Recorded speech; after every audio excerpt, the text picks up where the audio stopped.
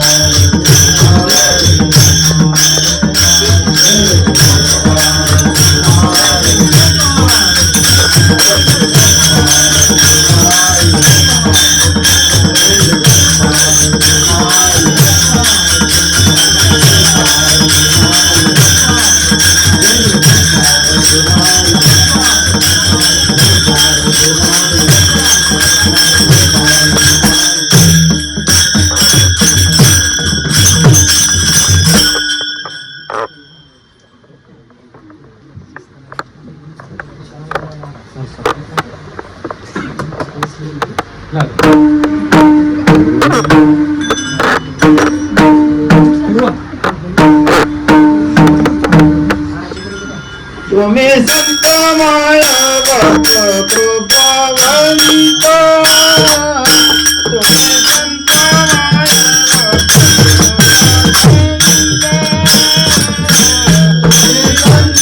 माया भक्त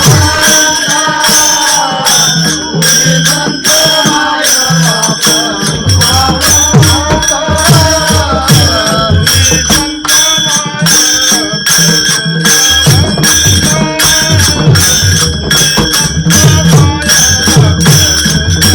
संत माया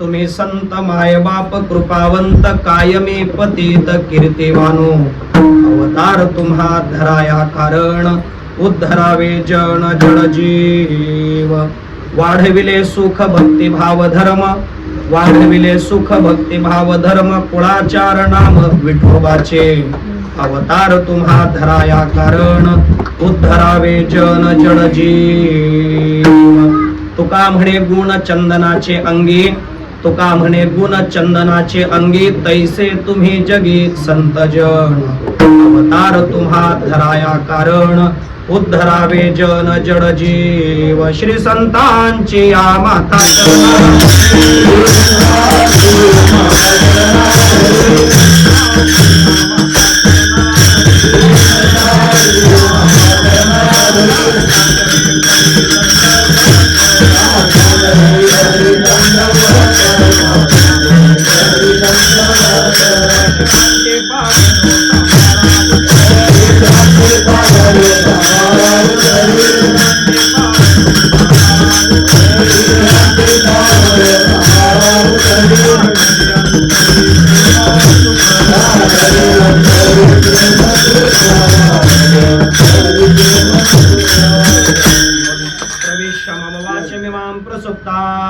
संजीव यत्यखिल शक्तिधर स्वधाम्ना अन्यांश हस्तचरण श्रवणत्व गादिं प्राणान् नमो भगवते पुरुषाय तुभ्यं सेवे लागी सेवक झालो तुमच्या लागलो निज चरणा अहो स्वामी तुकया देवा यावरी न करावा अवेर तुम्ही संत माय बाप कृपावंत तुम्ही संत माय बाप कृपावंत कायमी पतित कीर्तिवानो अवतार तुम्हा धराया कारण उद्धरावे जन जड जीव विठ्ठला विठ्ठला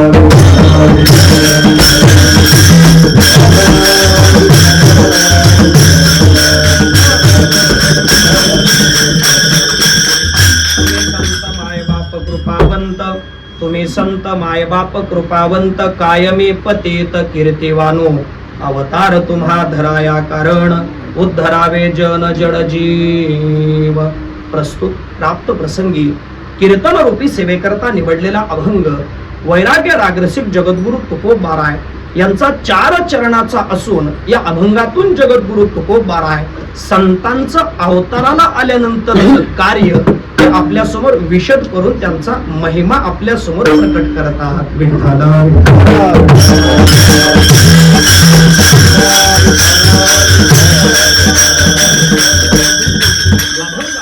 चिंतन करण्यापूर्वी थोडासा परिहार द्यायचा तो आजची ही सेवा किम निमित्तानं आहे. आज अगदी दुःखद अंतःकरणाने या सेवेकरता प्रवृत्त व्हावं लागत आहे. त्या सेवेचं निमित्तच आहे परम आदरणीय परम पूजनीय आमचे पितृतुल्य असणारे गुरुवर्य काकांचा आज हे 14व्याचा कार्यक्रम आहे. खरं सांगू का, या जागेवर उभा राहिलं की लक्षात येतं इथं उभा राहायची सवयही काकांनीच लावली. बघा, पूज्य काकांनी इथं उभा राहायची सवय लावली. का लावली? जेव्हा काका इथं शिवचरित्र सांगायचे का तेव्हा काका म्हणायचे माझे विद्यार्थी सुद्धा असे बोलायला तयार झाले पाहिजे. आणि मग काकांनी एका विद्यार्थ्याला इथं उभा करावं आणि थोड्या वेळा करता आम्हालाही थोडंसं बोलायला लावावं. म्हणजे मला वाटतं ते बोलणं होतं ते काय आधाराचं होतं. बघा का, कारण त्यावेळेला गुरुवर्य काकांचा आधार जवळ होता. आज आमचा तो आधार नक्की हरपलेला आहे.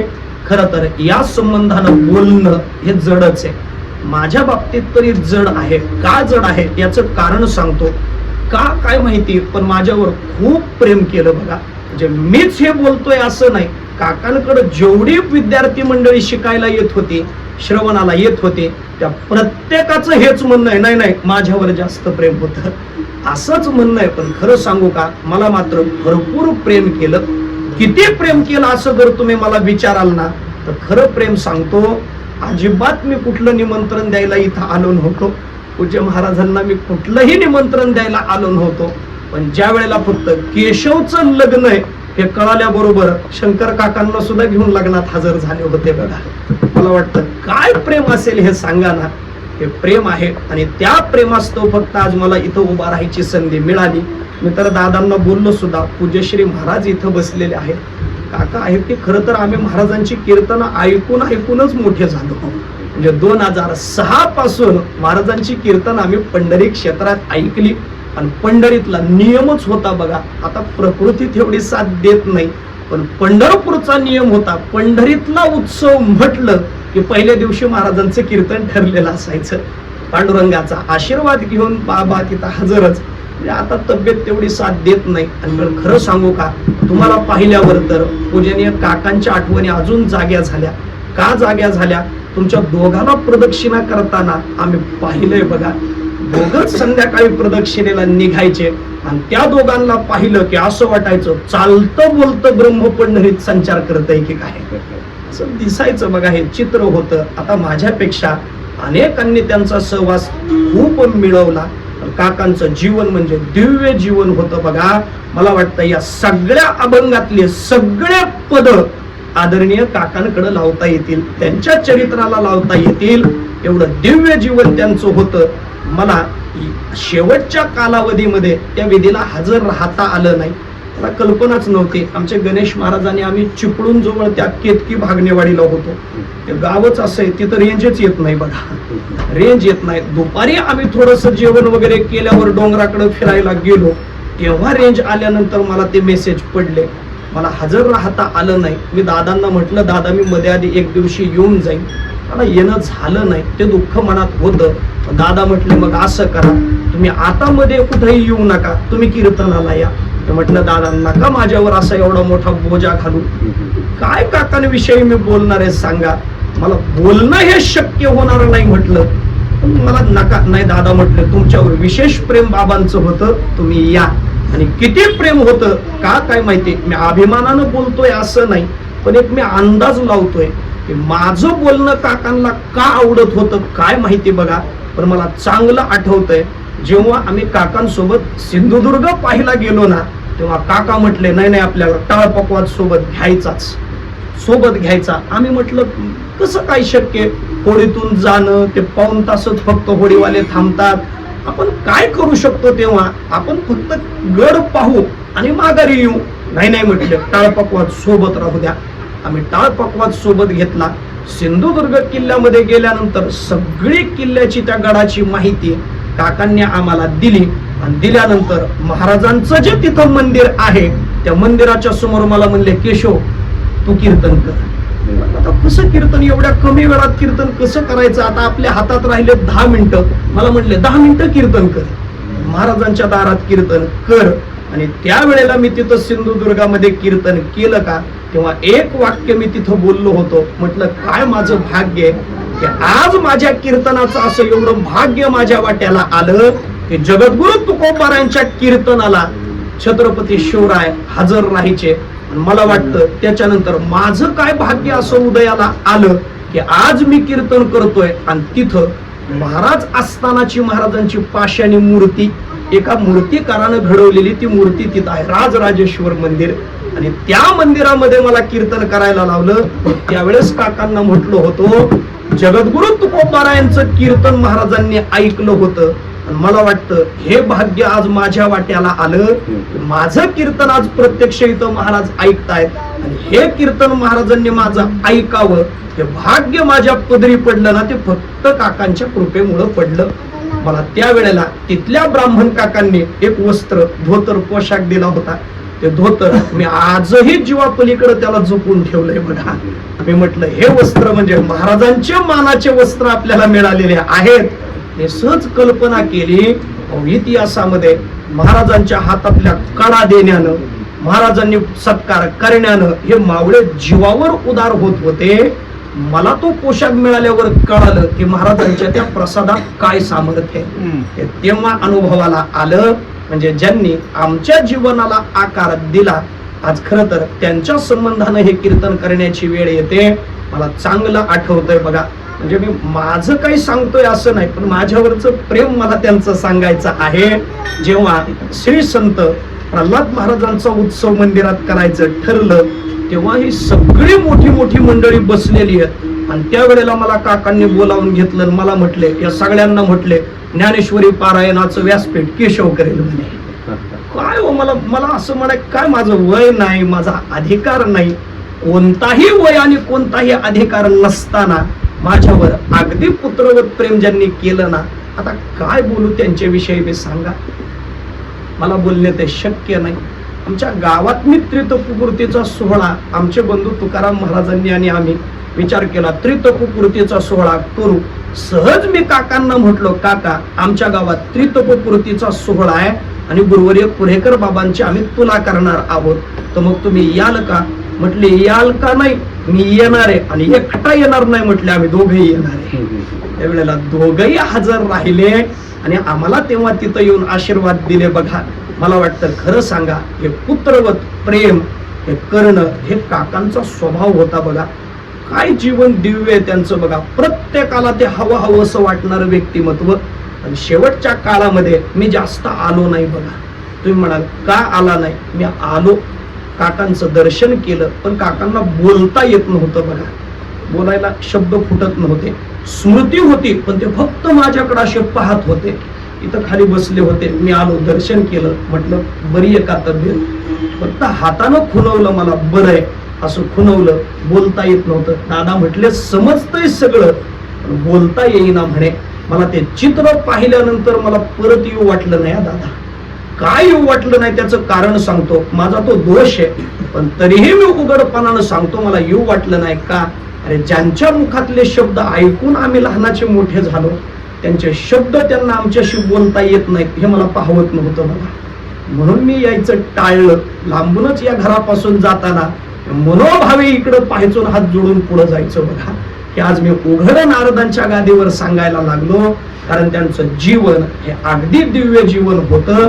आणि आज त्यांच्याच स्मरणाच्या निमित्तानं आज हे कीर्तन मला करावं लागत आहे. हे खरं तर एका दृष्टीनं माझं भाग्यही आहे आणि एका दृष्टीनं काहीतरी माझा अपराधही आहे. अपराधही आहे. मला त्यांच्याविषयी बोलावं लागतंय किंवा या कार्यक्रमामध्ये मला बोलावं लागतं. हे जड अंतःकरणानं बोलायचं आहे. आणि भाग्यही का? अरे श्रीगुरूंविषयी नाही बोलायचं तर मग कोणाविषयी बोलायचं? कारण संत महात्मे हे मृत्यू लोकामध्ये येतातही त्यांच्या इच्छेनं आणि जातातही त्यांच्या इच्छेनं. आणि काकांचं जीवन या सगळ्या या अभंगातल्या शब्दांमध्ये मी बांधू शकतो. प्रत्येक शब्द त्यांच्याविषयी मी लावू शकतो. एवढं दिव्य जीवन ज्यांचं आहे त्यांच्या संबंधानं आज ही कीर्तन सेवा आपण करत आहोत. पूज्यश्री महाराज उपस्थित आहेत. पूज्यश्री काका तिकडून आशीर्वाद देण्याकरता उपस्थित आहेत. दोघांच्या आशीर्वादाची मागणी करतो आणि अभंगाच्या चिंतनाकरता प्रवृत्त होतो.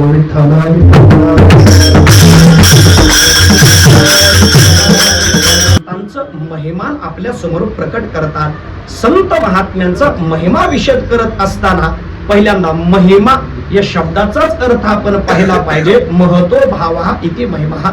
महिमा म्हणजे काय हो? तर एखाद्याकडे मोठेपणा असावा आणि मग तो वर्णन करावा, त्याला महिमा म्हटलं गेलेला आहे. गुरुवर्यांच्या मुखातून ऐकलेलं चिंतन सांगतो. महिमा म्हणजे अगोदर मोठेपणा असावा आणि मग तो वर्णन करावा, त्याला महिमा म्हटलं गेलेला आहे. पण बहुतेक वेळेला आपल्याला नसलेला मोठेपणा एखाद्यावर आरोपित केला जातो आणि तो सांगितला जातो. पण शास्त्र म्हणतंय त्याला महिमा म्हणू नका, कारण अगोदर मोठेपणा त्यांच्याकडे असावा आणि मग तो वर्णन केला जावा, त्याला महिमा म्हणायचा आहे. पण एखाद्यावर जर तो आरोपित केलाय आणि मग त्यांचं वर्णन केलं तर त्याला महिमा म्हणता येत नाही. म्हणायचं झालं तर त्याला जाहिरात म्हणता येते. सध्या तरी जाहिरातीचाच काळ आहे. महिमा हा केवळ देवाचा आणि संतांचा हाच आपल्याला विशद करावा लागतो. कारण सामान्य जीवाकडं तो मोठेपणा नाही. सामान्य जीवाचं जर आपण वर्णन करत बसायला लागलो तर महाराज म्हणतात, तू का म्हणे करी जीवेसी विटाळ, लटिक्याची मूळ स्तुती भली.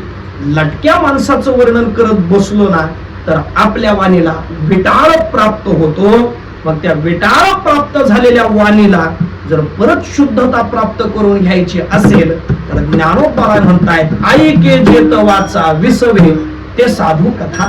साधूचं वर्णन केलं की आपल्या वाणीला विश्रांती प्राप्त होते. मग वर्णन करायचं असेल ना तर कोणाचं करावं? मला वाटतं बाकी कोणाला तरी विचारण्यापेक्षा आपण जगद्गुरु तुकोबारायांनाच विचारू की आम्हाला वर्णन करायचं आहे तर तर कोणाचं करावं? जगद्गुरु तुकोबाराय म्हणतायत, वर्णावी ते थोरी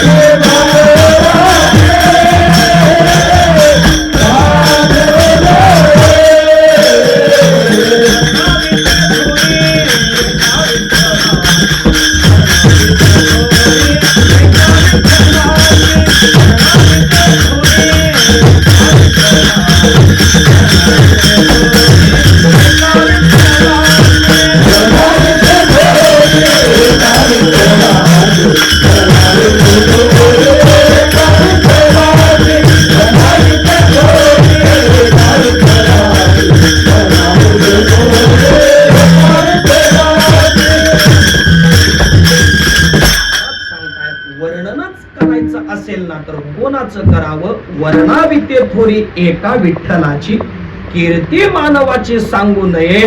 वर्णन करायचं असेल तर फक्त भगवान परमात्म्याचं करावं, कारण वर्णन करण्या योग्य एक भगवान परमात्माच आहे. म्हणजे ज्याच्याकडं मोठेपणा आहे तोच विशद करायचा आहे. अहो मग देवापेक्षा कोण मोठा आहे? म्हणून वर्णन करायचंय तर देवाचंच करावं.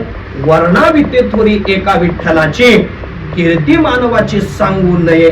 पण असंच म्हणणारे जगद्गुरु तुकोबाराय आज संतांचंही महिमान आपल्या समोर विशद करतात. मग खरं सांगा, हे संतांचं महिमान वर्णन करतात आणि म्हणतात काय? वर्णावी ते थोरी एका विठ्ठलाची. विठ्ठलाची थोरी वर्णन करू म्हणणारे आज संतांचं महिमान वर्णन करतात. कसं काय? एकाच वाक्यात एकाच प्रमाणात त्याचं उत्तर आहे. त्याचं उत्तर आहे देवते संत, देवते संत निमित्त त्या प्रतिमा. निमित्त मात्राला फक्त या दोन प्रतिमा आहेत. म्हणजे देव आणि संत यांच्यात वास्तविक भेद नाही.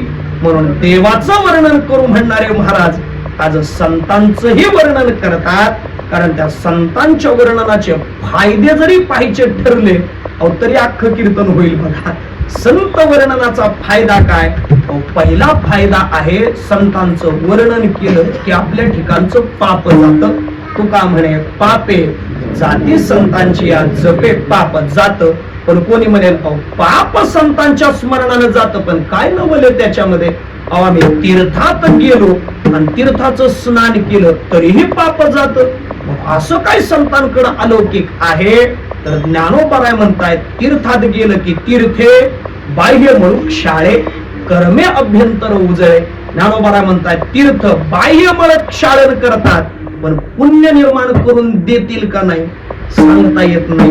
पण ऐका, जगद्गुरु तुकोबाराय म्हणतायत संतांचं जर वर्णन आपण केलं तर पापही जात आणि पुण्यही निर्माण होत. पुण्यवंत भावे घेता सज्जनाची नावे. संतांच्या वर्णनानं आपल्याकडचं पापही जात आणि पुण्यही निर्माण होत. ज्ञानोबराय तर सांगतायत तैसे हरपले आपण पे पावे, ते संता ते पाहता गे वसावे, म्हणून वानावे ऐकावे त्याची सदा. संतांचं चरित्र, संतांचं जीवन हे का पाहायचं, वानावे ऐकावे कशा करता? आत्मतत्व नावाची जी आपली वस्तू हरवलेली आहे ती सापडून देण्याचं कार्य काम या संतांच्या जीवन चरित्रातून, त्यांच्या महिमान वर्णनातून आपल्याला प्राप्त होतं. हे ज्ञानोबराय वर्णन करतात.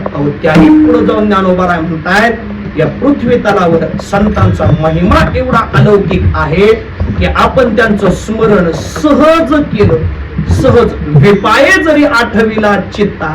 ज्ञानोबराय म्हणतायत विपाये म्हणजे अगदी सहज जरी संतांचं स्मरण केलं तरी सुद्धा त्याचा फायदा काय होतो? ज्ञानोबराय म्हणतायत विपाये जरी आठविला चित्ता तरी दे आपुली योग्यता, हे असो तया ते प्रशंसिता लाभो आधी. संत हे त्यांच्या अधिकाराला आपल्याला नेऊन ठेवतात.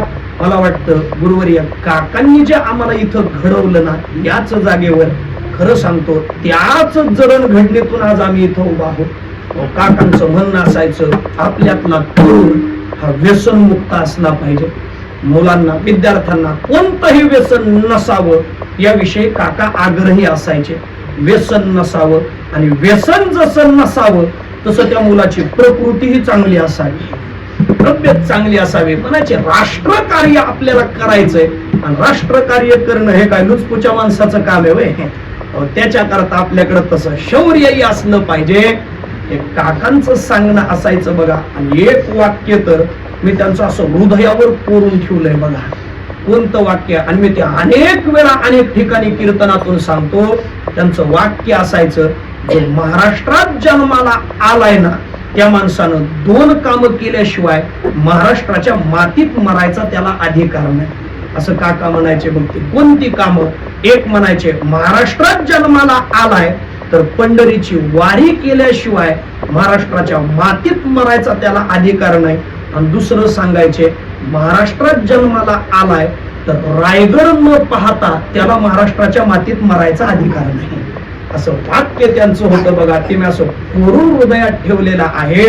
रायगडावर तर अति प्रेम होतं बघा. किती प्रेम होतं मला आलेला अनुभव सांगतो. आम्ही रायगडावर गेलो. रायगड चढायला सुरुवात आम्ही केली रात्री 8:30 वाजता. रात्री 8:30ला असलं कसलं म्हटलं गडावर चढलं. संध्याकाळी रायगडाच्या पायथ्याला गेलो आम्ही. तिथंच थोडं थोडं खाल्लं. उद्याची शिदोरी ज्यानं त्यानं आपली आपली सोबत ठेवायची. गड चढायला सुरुवात केली तर आमचे काही विद्यार्थी दमले का? ते गुरुवर्य काका म्हणायचे, अरे मावळ्यांचं शौर्य आठवा. एखाद्या किल्ल्यावर चढताना मावळे म्हणत नव्हते नाही थोडा वेळ मध्ये जरा विश्रांती घेऊ, मग वर चढून गेल्यानंतर मग नव्या दमानं लढाई करू, असं नाही बघा. गड चढायला आम्ही सुरुवात केली बघा रात्री 8:30ला. तर आम्ही 9:45लाच वर होतो. आमच्या सोबत गुरुवर्य काका सुद्धा एवढ्या रात्री गड चढले. चांगलं माझ्या स्मरणात आहे बघा. आणि त्यावेळेला काय असं काय लय तरुण नाही, वय झालेलं होतं बघा. मला वाटतं का लॉकडाऊनच्या नुकतंच थोडं 1-2 वर्ष अगोदरची गोष्ट आहे बघा. म्हणजे त्या काळामध्ये सुद्धा आमच्या बरोबरीनं गडावर चढले. ठरलं होतं काय आमचं, रायगड पाहायचा. सगळा रायगड, असं सगळा तर पाहणंच होत नाही, त्यांचंच वाक्य होतं. ते म्हणायचे जन्म गेला तरी रायगड पाहणं होणार नाही म्हणायचे. एवढा मोठा रायगड आहे. आणि ते आम्हाला सांगायचे, दांडेकरांनी सांगितलं म्हणे 72 वेळा म्हणे रायगडावर आलो पण तरी मी अजून रायगड पाहिलेला नाही, हे त्यांचा दाखला द्यायचे. काका म्हणायचे रायगड पाहणं एका जन्मात तरी शक्य नाही बघा, तुम्ही किती वेळा रायगडावर या, सगळा रायगड कळणं हे शक्य नाही. मला वाटतं याच्यातूनच कळतं महाराजांची काय दूरदृष्टी असेल, काय रायगड बनवला असेल. घटना तिथली सांगतो. आमचं ठरलं होतं काय, रायगडावरच आपलं पाहायचं, जरा रायगडाची माहिती घ्यायची आणि मग पंढरीत यायचं. 2 दिवस आम्ही म्हणजे रात्री चढलो, सकाळी उठल्यापासून पूर्ण दिवसभर रायगड पाहायचा आणि रात्री रायगडावरून खाली उतरायचं असं ठरलं होतं. ते ठरल्यानंतर दुपारपर्यंत आम्ही रायगड फिरून पाहिला. काकांनी आम्हाला त्याची माहितीही दिली. आणि खरं सांगू काय, उगे म्हणजे काय अभिमानानं बोलतो किंवा जास्त यानं बोलतो असं नाही.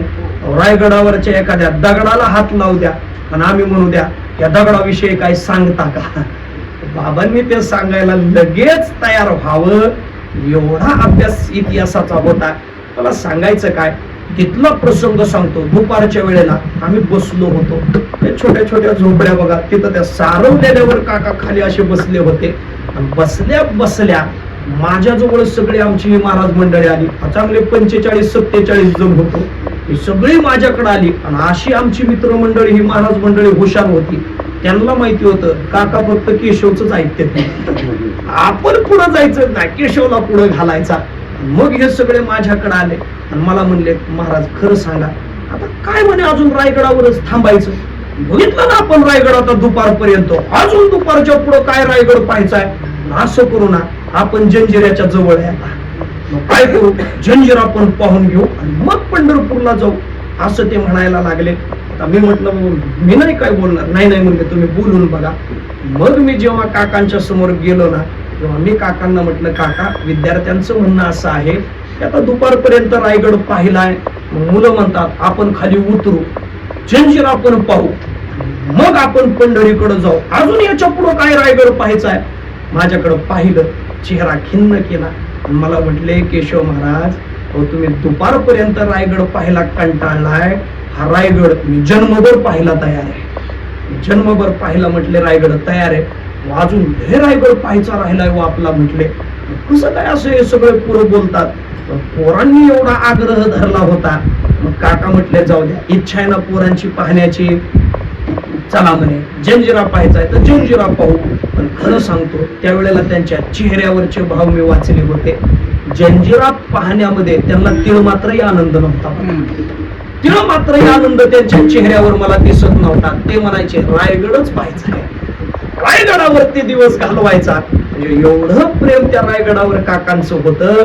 असं उत्तुंग जीवन चरित्र ज्यांचं आहे असे काका, त्यांचे वाक्य मला सांगायचं काय, महिमान हे वर्णन करत असताना तैसे हरपले आपण पे पावे, ते संता ते पाहता गिवसावे.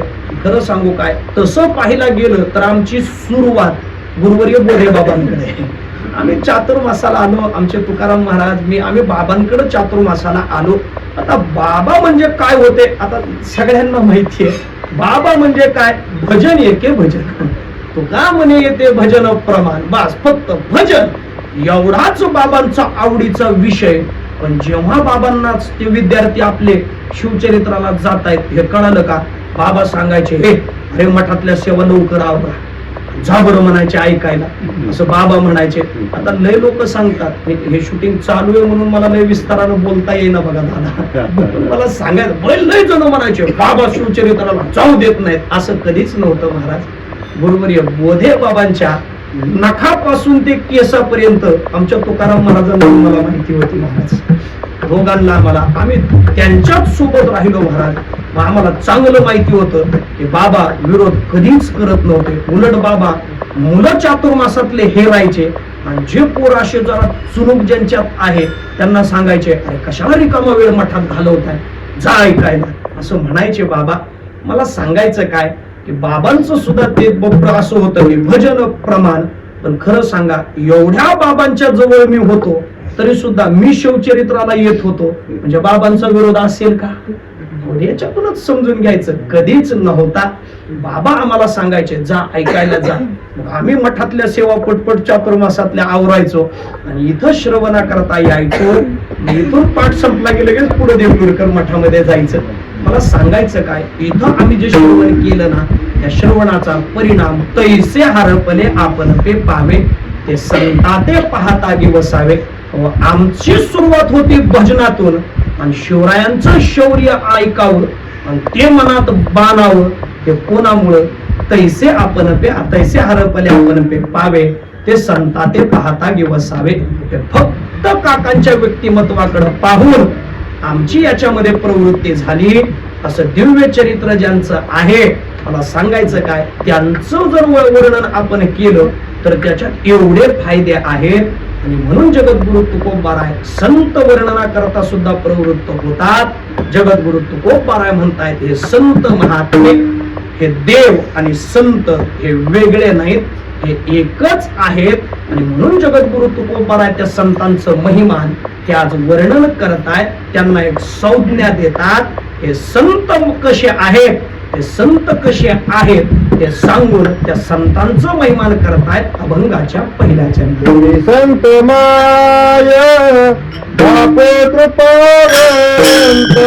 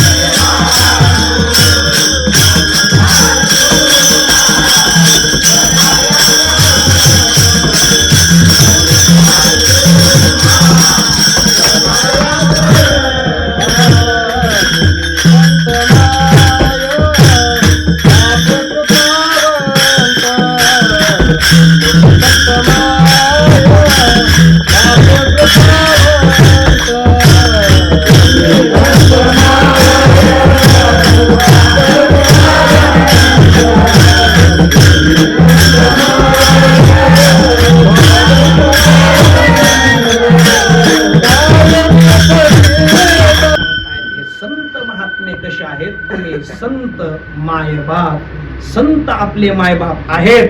आणि ते कसे आहेत? कृपावंत. ते मायबाप आहेत आणि कृपावंत आहेत.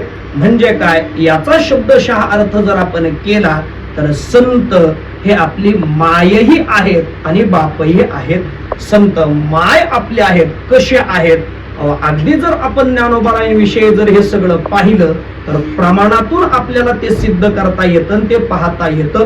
ज्ञानोबाराय साधकाची मायही आहेत. ज्ञानाबाई माझी अनाथाची माय. ज्ञानोबाराय माय आहेत आणि ज्ञानोबाराय बापही आहेत. तुम्ही म्हणाल प्रमाण काय?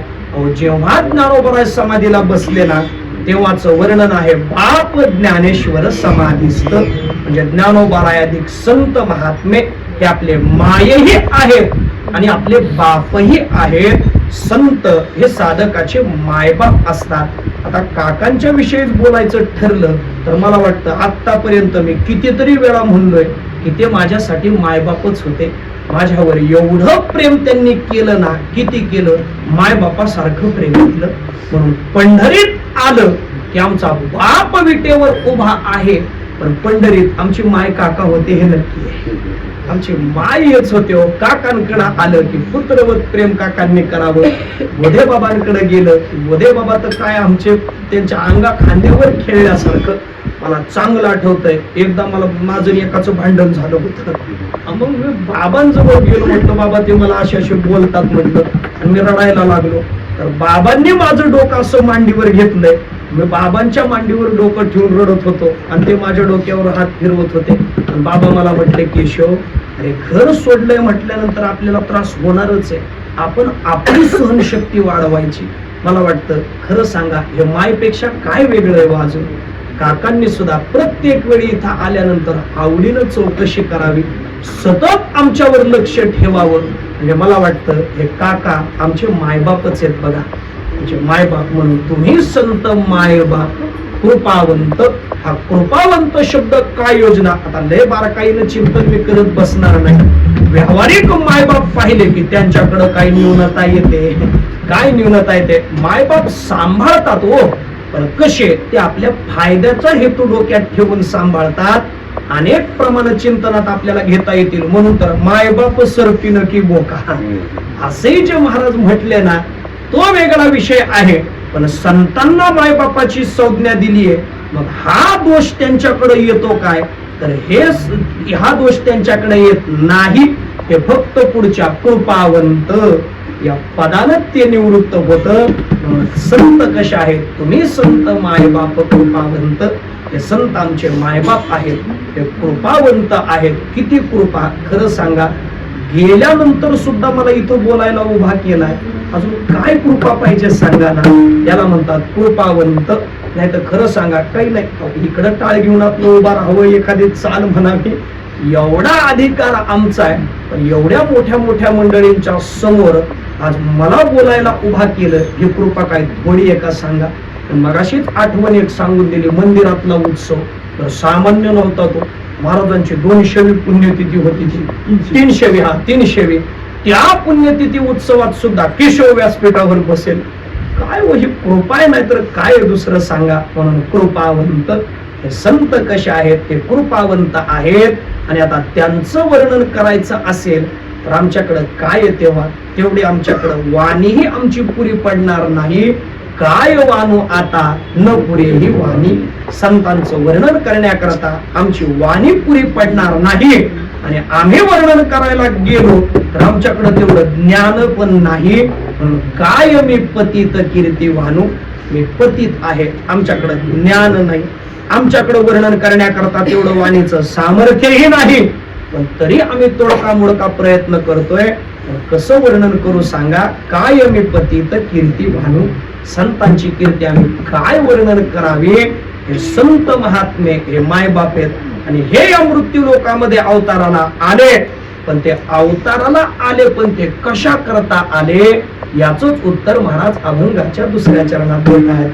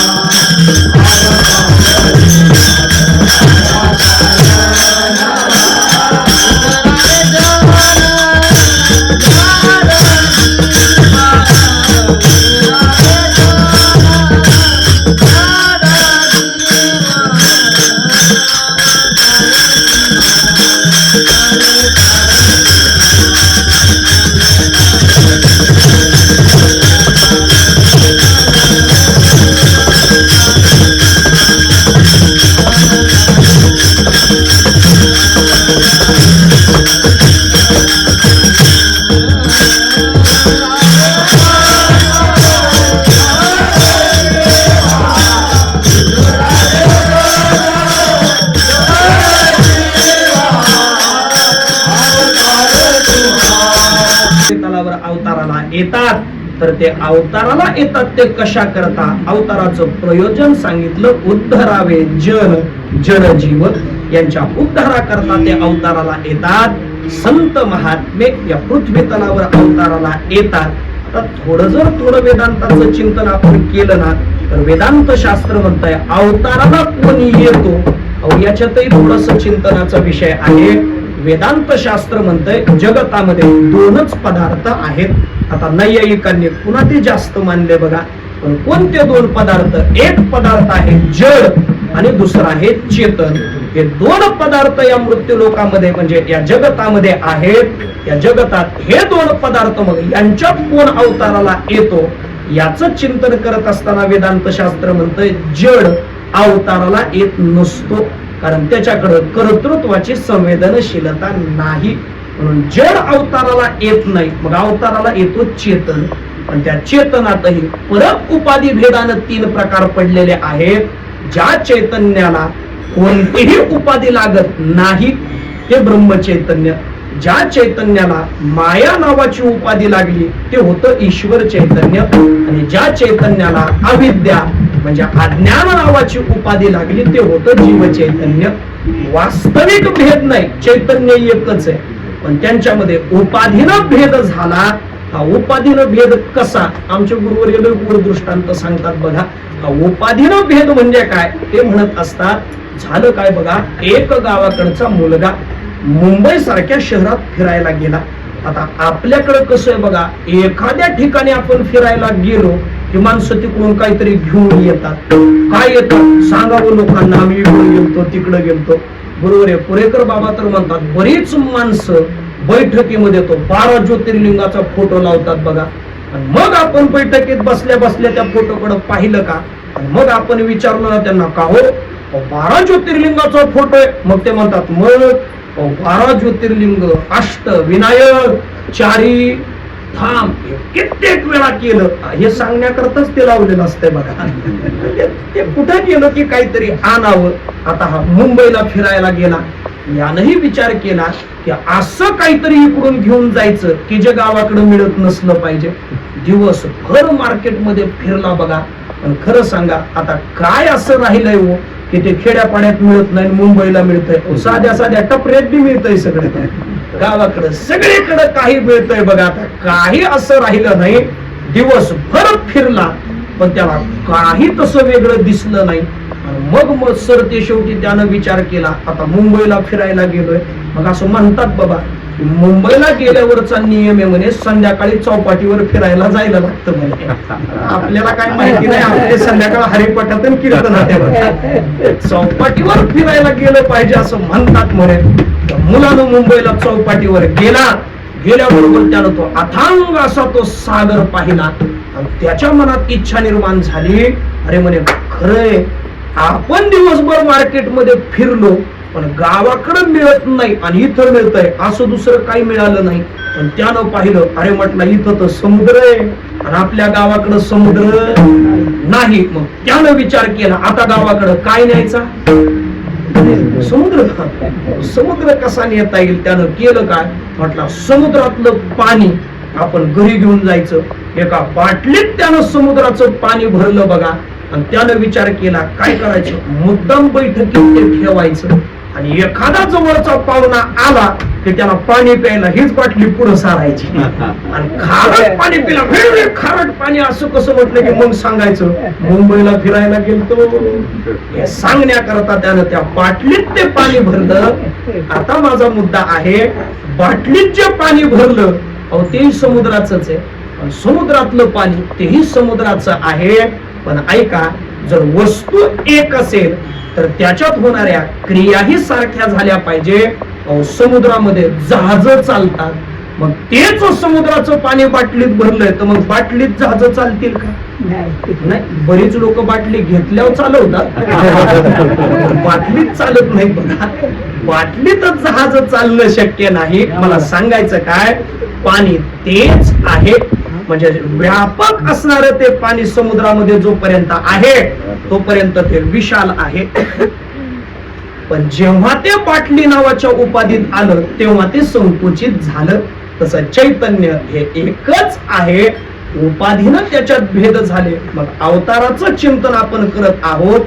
आपल्याकडे 3 चैतन्य झाले, ब्रह्म चैतन्य, ईश्वर चैतन्य आणि जीव चैतन्य. पण यांच्यात अवताराला कोण येतो? वेदांत शास्त्र म्हणतंय जीव अवताराला येत नाही. अनेक प्रमाण आपल्या सर्वांच्या पाठातले आहेत. जन्म घेणे लागे वासनेच्या संगे, केले कर्म झाले त्याची भोगा, आले सती मुले तद्विपाको जात्यायुर कर्म भोगा. हा कर्म नावाचं मूल शिल्लक राहिलं, जन्म आहे म्हणजे जीवालाचा अवतार नाही, त्याचा जन्म आहे. दुसरं चैतन्य आहे ब्रह्म चैतन्य. पण ज्या चैतन्याला कोणतीही उपाधी नाही ते चैतन्य तेही अवताराला येत नाही. उलट जगी ब्रह्म अवतरले असं जिथं आलं तिथं वेदांत शास्त्र म्हणतंय शबल ब्रह्म. अवताराला ब्रह्म येत नाही, मग अवताराला कोण येतं? ईश्वर चैतन्य. हे ईश्वर चैतन्य अवताराला येतं, पण त्यातही गंमत आहे. हे ईश्वर चैतन्य कधी कधी देव रूपानं अवताराला येतं आणि कधी कधी संत रूपानं अवताराला येतं. देव रूपानं अवताराला आलं की त्यांचं गणितच ठरलेलं आहे. यदा यदा हि धर्मस्य ग्लानिर्भवति भारत अभ्युत्थानम अधर्मस्य तदात्मानं सृजाम्यहं परित्राणाय साधूनां विनाशाय च दुष्कृतां धर्म संस्थापनार्थाय संभवामि युगे युगे. भगवान परमात्मा अवताराला येतो कशा करता? धर्माची संस्थापना करण्याकरता. देव रूपानं अवताराला आला की तो करतो काय? जगद्गुरु तुकोबाराय म्हणताय, भक्ता राखे पायापासी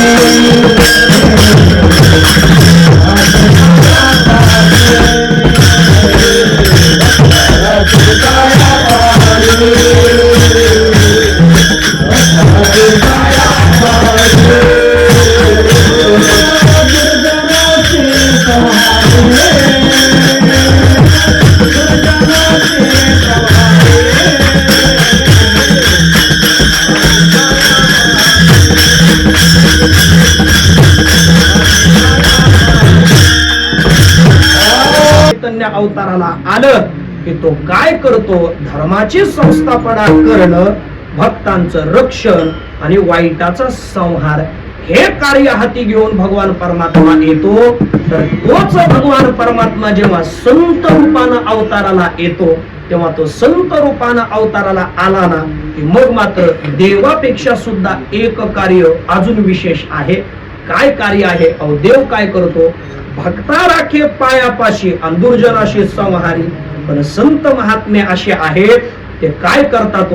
दुर्जनाचा सुद्धा दुर्जनपणा घालवतात आणि त्याला सज्जन बनवून त्याचा उद्धार करतात. जे खळांची व्यंकटी साडो. हे ज्ञानोबाराजे आपल्याला बोलतात की नाही, म्हणजे संत महात्म्यांचं कार्य हे देवापेक्षा एका पावलानं पुढचं आहे. हे अवताराला येतात. अवतार तुम्हा धराया कारण कशा करता? उद्धरावे जन जड जीव. तुम्ही म्हणाल हे चरण तुम्ही काकांना कसं लावाल? आता लगेच त्याचे उत्तर देतो बघा. ते परत माझ्या लक्षात येईल नाही येईल. आमच्या चातुर्मासाच्या काळामध्ये एक विद्यार्थी असा होता, लयच विचित्र बघा. काय सांगावं त्याचं कार्य? एवढा भांडण तर करायचा महाराज, लय भांडायचा. आता त्याचं नाव सांगत नाही कारण आता चांगला मोठा महाराज आहे. एवढे भांडण करायचा, कोणाच्या पिशवीतनं काय उचल, कोणाचं काय कर, स्वरही करायचा बघा. मला सांगायचं काय, पण तोच विद्यार्थी जेव्हा काकांच्या सानिध्यात आला ना तेव्हा आज त्याचं वर्णन असं आहे, अहो चांगला महाराज आहे, चांगलं प्रसिद्ध आहे, चांगला मोठं त्याचं चांगलं मोठं नाव आहे. म्हणजे मला सांगायचं काय, एखाद्या विद्यार्थ्याचा वाईट स्वभाव तो सुद्धा आपल्या व्याख्यानानं, आपल्या सांगण्यानं विठ्ठल विठ्ठल सांगा. म्हणून मी कीर्तनाला नको वाटत होतं मला. काय बोलायचं या सगळ्या मोठ्या माणसांसमोर सांगा. म्हणजे त्या अर्जुनाची जी रणांगणावरची अवस्था होती ती आता माझी. यांना लहानपणापासून पाहत पाहत आम्ही मोठे झालो. काय यांच्या समोर सर्वांसमोर बोलायचं सांगा आता. चला, माझा मुद्दा काय आहे? अवतार तुम्हा धराया कारण उद्धरावे जन जड जीव. संत महात्मे हे अवताराला येतात ना, ते सर्वांच्या उद्धारा करता येतात. कोणाकोणाच्या? उद्धरावे जन. जनाचा उद्धार संतांनी केला. कसा केला? ज्ञानोबरांच्या चरित्रात पहा. सच्चिदानंद बाबा आदरे लेखक झाला. इथं जनाचा उद्धार आहे. उद्धरावे जन, उद्धरावे जड. जडाचाही उद्धार केला. कसा केला? चालविले जड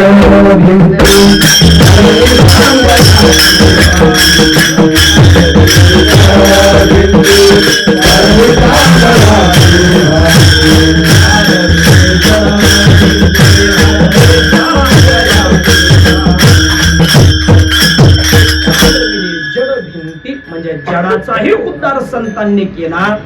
जडाचा केला, जनाचा केला, सामान्य जीवाचा केला. आणि जड जीव हा शब्द जोडून घेतला तर जड असणाऱ्या जीवाचा केला. म्हणजे कोणाचा? रेड्या मुखी वेद बोलविला, गर्वद्विजांचा हरविला. म्हणजे जड जीवाचा सुद्धा उद्धार केला. हे कार्य संतांचं आहे. मला वाटतं गुरुवर्य काकांनी हे कार्य केलं बघा. कितीतरी मुलं, आणि खरं सांगू का, इथं येणाऱ्या मुलांमध्ये मी तर म्हणतो 20% मुलं तरी अशी होती बघा, ती कुठंच न्यायच्या मापाची नव्हती. ती मुलं सुद्धा इथं आल्यानंतर चांगली व्हायची बघा. काय त्यांचं शिवचरित्राविषयी प्रेम निर्माण व्हायचं, आता ते आम्ही प्रत्यक्ष अनुभवलंय बघा. आणि खरं सांगू का, काय जीवन होतं. आता बाबा कधी रागवले दादा मला माहिती नाही, त्यांचं घरात तुमच्यावर रागवत होते की नाही मला माहिती नाही, पण मी चांगलं पाहिलं बघा. एवढ्या वेळा आम्ही गड किल्ल्यांवर गेलो की नाही, पण विद्यार्थ्यांवर कधीच रागवत नव्हते बघा. कधीच. त्या पोरांनी किती काही करू द्या, तुमच्यावर रागवत नसायचे. उलट म्हणायचे असू द्या, ते कसेही असू द्या, पण आवड शिवचरित्रातली आहे. देश कार्याकरता हे पोरं प्रवृत्त होतात, हेच मोठे आहे. आणि म्हणून तर बघा, काय आता ते आपण ह्याला गेलो बघा, आम्ही हम्पी पाहिला, विजयनगरचं साम्राज्य पाहायला गेलो. आता तिथं काय पोरं गप बसतेत, ह्या दगडावर चढ आणि इकडं उडी मार. मोठाले दगड पाहिले की पोरांना वाटायचं आम्हीच माकड जाऊया. एवढ्या उड्या मारायचे कुठेही बघा, तरी काका कधी कोणावर रागवले नाहीत बघा. आता त्या बदामीच्या लेण्या पाहायला गेलो बघा, आणि तिथं गेल्यानंतर तिथल्या त्या गाईडनं सांगितलं, नाही म्हणे मी तुम्हाला गाईड करतो म्हणे, हा मी माहिती देतो. माहिती देतो म्हणल्यावर आता आपल्याकडे ते एन शहाजी सर आपल्या उरुळीचे काकांच्या आग्रहास्तव फक्त एक फोन काकांनी केला. ते म्हटले नाही तुमच्या सोबत वारकऱ्यांना तिथलं सगळं माहिती सांगण्याकरता यायचं हे माझं भाग्य आहे. लगेच धावत पळत बघा ते सगळं काम सोडून, त्यांची नोकरी तिथं सुट्टी टाकून ते आमच्या सोबत आले होते. आणि ते माहिती देणारे आम्हाला माहिती होतं, पण तिथल्या गाईडला वाटलं यांना जरा काहीतरी थोडं आपण सांगू, म्हणजे हे गाईड घेतील. आम्ही कशाला सांगतोय आमच्याकडे गाईड आहे म्हणून. त्यांना वाटलं की आपण काहीतरी माहिती आपण यांना सांगू. मग त्यांनी आमच्याकडे पाहिलं, ते आम्हाला म्हणले, हे तुम्हाला माहितीये का, रावडी राठोड पिक्चरचं शूटिंग इथंच झालं होतं. आता हे ऐकलं बरं का. आता हे ऐकल्यावर पुरं गप्प बसलेत माहिती बा, पुरं लगेच लागली मोबाईल तपासायला नाही करायला. काकांनी सगळ्यांना बोलवलं, इकडे या, सगळ्यांना बसवलं आणि त्या नटराजाच्या मूर्तीची माहिती द्यायला सुरुवात केली बघा. आणि मला सांगायचं काय, मुलांनी कितीही गोंधळ घालू द्या, पण त्या मुलांमधली ती गोंधळ घालण्याची प्रवृत्ती थांबवायची आणि ते त्यांचं शौर्य धर्माकडे वळवायचं. हे कार्य त्यांनी केलं. उद्धरावे जन जड जीवन यांच्याच कल्याणाकरता ते आले. आणि अजून आल्यानंतर त्यांनी कार्य काय केलं, जगद्गुरु तुकोबाराय म्हणतात,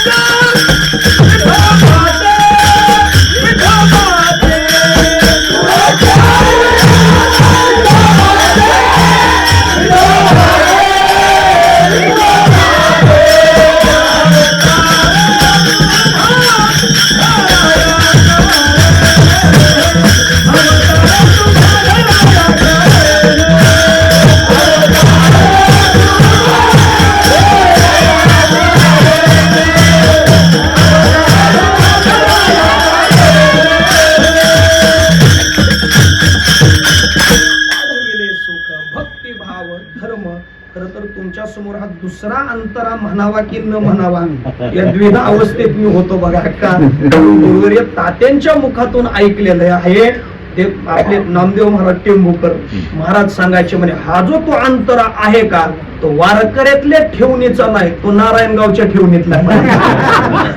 ऐका, मला सांगायचं काय, वाढविले सुख भक्ती भाव धर्म.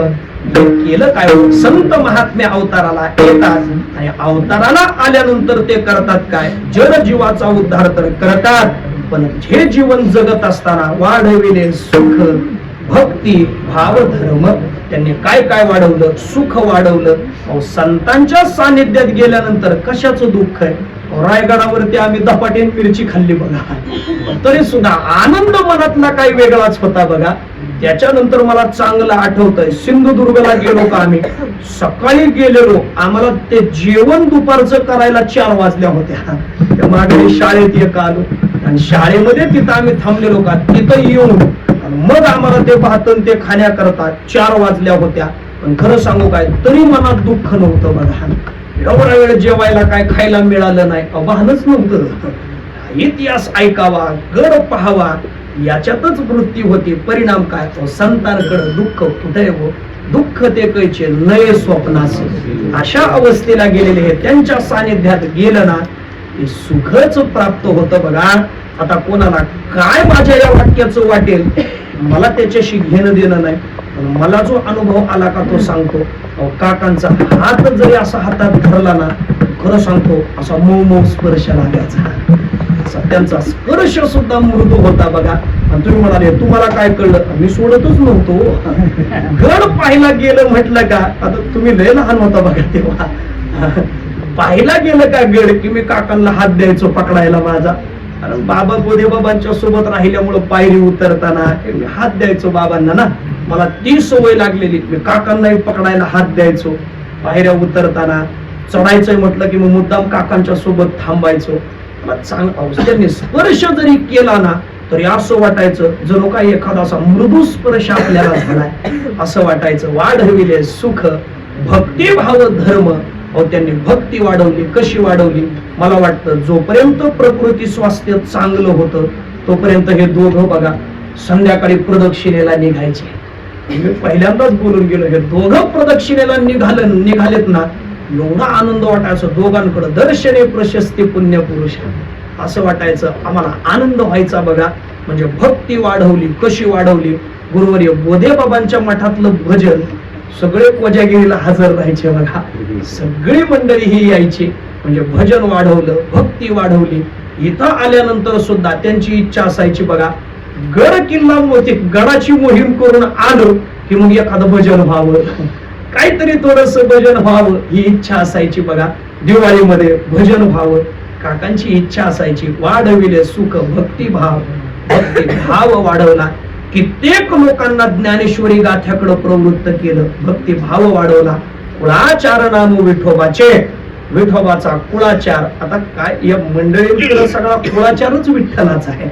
आता त्याविषयी मी काय बोलावं सांगावं का, देवाचेच माणसं आहेत ते. काय सगळी मंडळी हे सगळं कुळाचार नाम विठोबाचे. आमच्या कुळाचा आचार म्हणजेच काय, विठ्ठलच आहे. सगळं हे कुळाचार नाम विठोबाचे हे वाढवलं. आणि अजून काय वाढवलं, एक शब्द मी मुद्दाम मागे ठेवला होता, वाढविले सुख भक्तिभाव. आणि पुढचं आहे धर्म. मला वाटतं हा धर्म शब्द हे काकांचं जीवन होतं बघा. हा धर्म नावाचा जो शब्द आहे ना, हेच काकांचं जीवन होतं. मला वाटतं स्वतः धर्मानं राहिले आणि अनेकांना धर्म शिकवला. हे ज्यांचं जीवन ते आमचे गुरुवर्य काका आहेत. कित्येक लोकांना धर्माची शिकवण दिली. आणि स्वतः धर्मानं कसे राहिले, स्वतःच्या नोकरीचा सुद्धा त्याग केला धर्मासाठी. एवढं प्रेम राम मंदिराच्या विषयी तर हे स्वतःच्या नोकरीचा त्याग केला. कुटुंबाचं काय होईल विचार नाही बघा. आणि काका तर आम्हाला म्हणायचे बघा, कुटुंब काय थोडं वेळ तेव्हा हम दो हमारे दो, असं नाही. काका आम्हाला पाठात सांगायचे बघा, कमीत कमी 4 का 4, मला 4 आहेत म्हणायचे. मला सांगायचं काय, म्हणजे कुटुंब पण विचार केला नाही. मी नोकरीचा त्याग केला तर कुटुंबाचं पुढं काय होईल हा विचार केला नाही. कशा करता? फक्त धर्मा करता.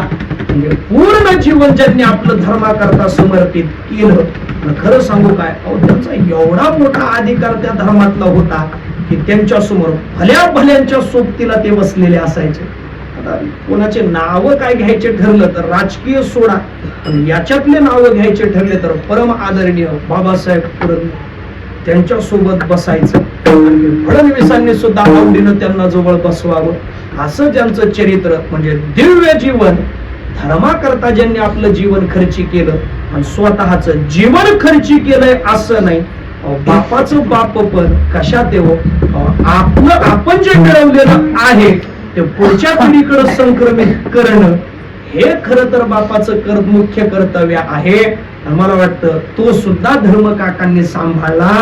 स्वतः तर पूर्ण जीवन धर्माकरता खर्ची केलं, पण माझी पुढची पिढी सुद्धा धर्माकरताच असावी याच्याकरता त्यांनी प्रयत्न केले. आणि ते कार्य आजही आता दादांच्या रूपानं पुढे चालूच आहे. आता तिसरी पिढी समोर बसली, त्या तिसऱ्या पिढीत सुद्धा हे सगळं पुढे संक्रमित आहे. मला वाटतं हे भल्या भल्यांना जमत नाही, भल्या भल्यांना न जमणार हे कार्य आहे. पण काकांनी ते सुद्धा कार्य करून दाखवलं. वाढविले सुख भक्ती धर्म, त्यांनी धर्मही वाढवला. कुळाचार नाम विठोबाचे हे सगळं जीवन मी बोललो होतो ना, या अभंगातला शब्द ना शब्द त्यांच्या चरित्राला अनुसरून आहे. आणि त्यांचं जीवन कसं होतं, ते कसे जगत होते, महाराजांनी दृष्टांत दिला. तो दृष्टांतच काय आहे, जगद्गुरु तुकोबाराय म्हणताय, तो का म्हणे गुण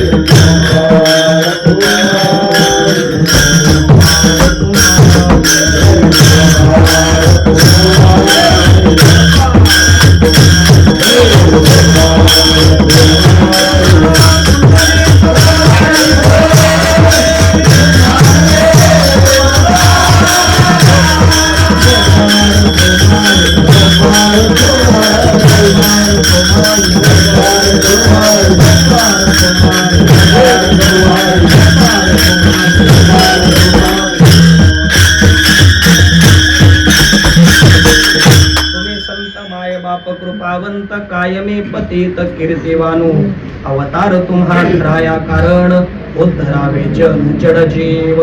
संत महात्मे त्या मृत्यू लोकामध्ये अवताराला येतात. अवताराला येत असताना जे कार्य हाती घेऊन येतात ना, ते कार्य कोणतं आहे, सामान्य जडजीवाचा उद्धार करणं. वाढविले सुख भक्ती भाव धर्म कुळाचार नाम विठोबाचे हे सगळं कार्य हातात घेऊन संत अवताराला येतात. अवताराला आल्यानंतर ते भूमिका बजावतात कोणती, माय बापाची. माय बापासारखं प्रेम करतात. कृपावंत संत आहेत. आणि ते संत कसे आहेत तो एक दृष्टांत त्यांच्या विषयी दिला. तुका म्हणे गुण चंदनाचे अंगी तैसे तुम्ही जगी संत जन. महाराजांनी दृष्टांत दिला. संत कसे आहेत, जसे चंदनाच्या अंगी गुण आहेत तसं संतांचं जीवन आहे. आता दृष्टांत देताना सुद्धा जगद्गुरु तुकोबारायांचं कौशल्य आहे. संत चंदनासारखे नाही, चंदनाच्या ठिकाणी असणाऱ्या गुणासारखे आहेत. काय गुण येतो, चंदनाच्या सानिध्यामध्ये इतर दुसरी जरी काही झाडं गेली तरी सुद्धा त्यांना फायदा काय होतो. ज्ञानोबाराय म्हणतायत, देवाची निळी बैसणी केली. ज्ञानोबाराय म्हणतात देवाच्या माथ्यावर त्या सुद्धा पानांनी जाऊन चंदनाच्या सानिध्यात दुसरं झाड आलं तर त्यालाही चंदनासारखा वास येतो. त्याला त्या सामान्य पानांना सुद्धा देवाच्या डोक्यावर बसता यावं एवढा अधिकार त्यांना चंदनाच्या सानिध्यात गेल्यानं प्राप्त होतो. खरं सांगू काय, काकांच्या विषयी बोलायचं ठरलं ना तर जसे चंदनाच्या अंगी गुण आहेत तसेच काकांचे गुण होते. आता त्या काय गुणांचं वर्णन करावं. स्वतः शालेय शिक्षण पूर्ण केलं, व्यायामाची आवड, कुस्तीची आवड, मल्लखांबाची आवड. मला चांगलं आठवतंय गुरुवर्य बंडातात्या कराळकर त्यांनी व्यसनमुक्त युवक संघाची स्थापना केली आणि सगळे महाराष्ट्रातले तरुण पोरं सगळे एकत्र केले आणि गडावर वेगवेगळ्या गडांवरती शिबिर घ्यायचे. तर तात्यांचा आग्रह असायचा, काका तुम्ही या. कशा करता? पोरांना मल्लखांबाचं शिक्षण द्या, पोरांना तुमचं ऐकू द्या, पोरांना तुमच्याकडून काही आदर्श निर्माण होईल. म्हणजे तात्यांना सुद्धा ज्यांचं सानिध्य हवंसं वाटत होतं, तुका म्हणे गुणचंदनाचे अंगी, असे गुण सगळे त्यांच्या ठिकाणी होते. त्यांच्या सानिध्यामध्ये जो आला का, मला नाही वाटत तो कधी त्यांच्या रुसून रागवून माघारी जात होता. जर त्यांच्या सानिध्यात आला प्रत्येकाला त्यांनी प्रेम द्यावं, हे त्यांचे गुण होते. आणि अजून एक गुण सांगू काय होता, स्वतः एवढे हिमालयासारखे मोठे होते, हिमालया इतकी स्वतःची उंची, तर कधीच तो अभिमान मनात नव्हता हो. अगदी सामान्य अवस्थेनं राहायचे आणि उलट दुसऱ्याला मोठेपणा कसा द्यावा, मला वाटतं हा गुणही काकांकडून शिकण्यासारखा होता. तुम्ही म्हणाल कशावरून? आता शेवटचं वाक्य बोलतो, माझ्यासारख्या सामान्याला तुमच्या समोर उभा केलाय, याच्यापेक्षा अजून काय पाहिजे सांगा. तो का म्हणे गुणचंदनाचे अंगी, तैसे तुम्ही जगी संत जन. असं गुरुवर्य काकांचं जीवन होतं. आता या जीवनाचा खरं तर आम्हाला आता वियोग आहे. काकांचं दर्शन होणार नाही तर इथं आलं की त्यांच्या आठवणी त्या सतत जाग्या होणार आहेत. एखाद्या गडावर गेलं, काकांची आठवण आम्हाला आली नाही असं होणार नाही. बघा, मी तर सांगत असतो, ज्या गुरुवर्यांकडे आम्ही शिकलो का त्यांची आठवण कशी होते. मी आणि आपले काका महाराज पहाणे इथं संस्थेत शिक्षक होते. आम्ही सोबत 2013ला नर्मदा परिक्रमा केली. तर परिक्रमेत सुद्धा एखाद्या महात्म्याच्या आश्रमात गेलो का आम्ही, एखादा महात्मा असा विलासातला पाहिला तरी आपल्याकडच्या सगळ्या गुरुवर्यांची आठवण यायची. एवढं सगळं वैभव आहे पण आपले गुरुवर्य विलासात राहत नाहीत, कसे राहतात यांची आठवण यायची. आणि एखादा महात्मा साधनानिष्ठ पाहिला तरी गुरुवर्यांची आठवण यायची, अरे हे आपल्या गुरुवर्यांसारखे आहेत, जे त्यांची आठवण यायची. खरं सांगू काय, शेवटच्या श्वासापर्यंत आमच्या चित्तातून यांची आठवण जाणं शक्य नाही आणि ती जाणारही नाही. का जाणार नाही? कारण काकांनीच त्यांची आठवण आमच्या करता पुढे ठेवली आहे. आज आम्ही चातुर्मासात जर कधी आलो तर इथं शिवचरित्र ऐकण्याकरता जरी व्यासपीठावर काका नसले तरी दादांच्या रूपानं काकाच आज तिथं आमच्या करता बसणार आहेत. खरं तर दादा, आता तुमच्यावर जबाबदारी वाढली आहे. लहानावर जबाबदारी जास्त नसते बघा, लहान भाऊ काय आपला मजेत असतो, म्हणून तर आपल्याला त्याला शब्द योजना शेंडे पडत, त्याला टेन्शन नसतं काय. बघा, लहानाला काही टेन्शन नसतं, सगळी काळजी असते ती मोठ्यावर असते. बघा, आता आमच्या करता दादा तुम्हीच मोठे आहात आणि तुम्ही जर आमचे दादा आहात तर आता तुमच्यावर जबाबदारी जास्त आहे. आमच्या आई करता तुम्हाला दादा, आता तुम्हाला ती भूमिका बजावायची. कुटुंबाकरता काकांची जी उणीव आहे ती सुद्धा तुम्हाला भरून काढायची आणि आमच्यासारख्या साधकांकरता सुद्धा जे प्रेम गुरुवर्य काकांनी केलं तेच प्रेम तुम्ही आमच्यावर करत आहात आणि तेच प्रेम आमच्यावर तुम्हाला करायची जबाबदारी म्हणजे आम्हालाही. जसं राजाराम महाराजांना शंभूराजांच्या हातात देऊन गेले का महाराज, तसं आम्हाला वाटतं आम्हाला आता तुमच्या हातात सोपवून गेलेले आहे. तुमच्यावर जबाबदारी जास्त आहे म्हणून तुम्ही आमच्यावर कृपा करावी आणि काकांची उणीव आम्हाला भासू नये एवढी आमची अपेक्षा आहे आणि ती अपेक्षा तुम्ही पूर्ण करतच आहात, त्याच्यात वादच नाही. पण तेवढंच प्रेम आमच्यावर शेवटपर्यंत तुम्ही करावं.